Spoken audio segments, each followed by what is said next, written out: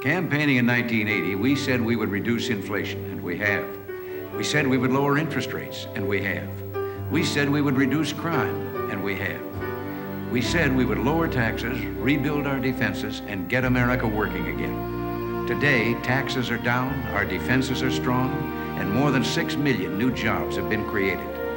Working with you, we got those jobs done. We've got to do more.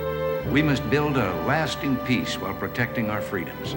We must help those who haven't shared fully in the recovery.